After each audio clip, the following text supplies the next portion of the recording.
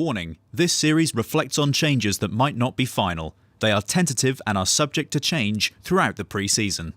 Hey everyone, Shakarez or Killbot here, and welcome to Rift Overview, where we'll be taking a look at the upcoming changes to the Preseason 5. Today, some more jungle changes, specifically the 4 new jungle items and the 4 new enchantments. So if you've already played in the new patch, which is very likely, you probably already know how it works, but I'll go over it real quick. There are 4 jungle items, they all cost 750 gold, and they build out of machete. They give you no stats, but they change the way your smite works, and they upgrade the jungler passive from Hunter's Machete. Each item is designed to fit a specific jungling style: farming, ganking, dueling, and counter jungling. From there, you can enchant these items. There are 4 enchantments: Warrior, Magus, Juggernaut, and Devour, and they work similarly to boot enchantments. Regardless of your jungle item choice, you can choose your enchantment. Starting with the items then. First and foremost, Ranger's Trailblazer. It's the designated item for farming, and it upgrades your smite to Blasting Smite. Blasting Smite has a reduced cooldown of 45 seconds and deals 50% splash damage to all surrounding minions and monsters. It also stuns all enemies' damage for 1.5 seconds. If you cast Blasting Smite on a monster, you will also restore 15% of your missing health and mana. Next up is Poacher's Knife, the designated counter jungling item, upgrading your smite to Scavenging Smite. If you use smite to aid in killing a large monster in the enemy's jungle, the cooldown is reduced by 30 seconds. You'll also get 20 bonus gold and 175% bonus movement speed buff that decays over 2 seconds. Skirmish's Saber is the perfect item for all you duelists out there.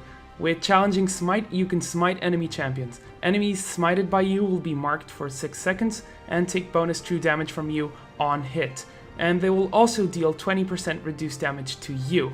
Last but not least, Stalker's Blade is the other smite that is usable on champions. You'll deal true damage to them and cast a 2-second 50% slow. This is mainly geared towards junglers who lack crowd control and want that extra slow for sticking power. So if I had to rate these items from strongest to weakest, I definitely put Trailblazer first. As it stands, it's by far the strongest jungle item, as it gives too much. You get reduced smite cooldown, percentage missing health and mana back, and you stun the camps. I think it's a bit too strong right now, and it needs to be toned down. If you're new to the jungle or starting to learn it, I'd advise you to run this item. There's not much that could go wrong.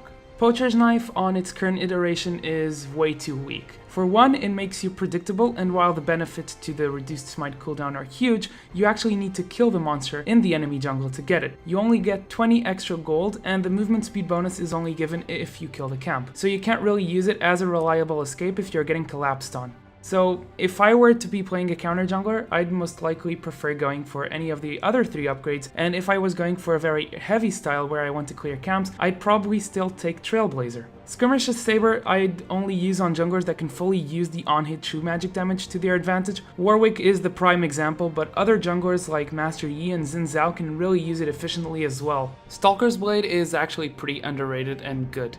The true damage and the slow are both very strong. Even though at a first glance it might seem like it's not that great, it will become the go-to option for more junglers once the other 2 items I just mentioned before are nerfed. Just remember that for these 2 last items, you'll be pretty screwed if you smite early when ganking. It essentially means that you won't have it to jungle and it will hinder your clears, so use it wisely.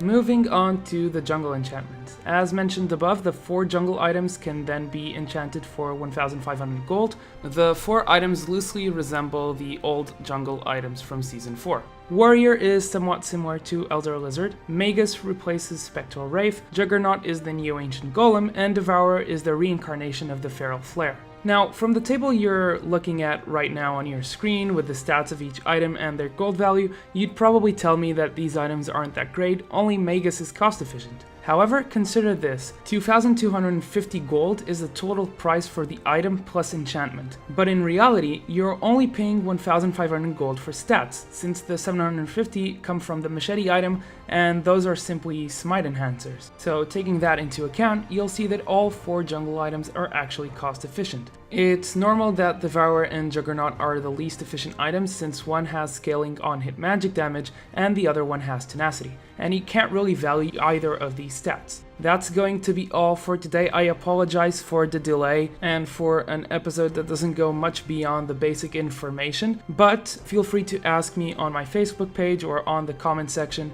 what items you think you should build on Champion X or Y in the jungle. I'll try to answer with the best of my ability. Join me next time where I'll be taking a more in-depth look into one of the jungle items. I'll see you guys in the Rift. Chakra is signing out.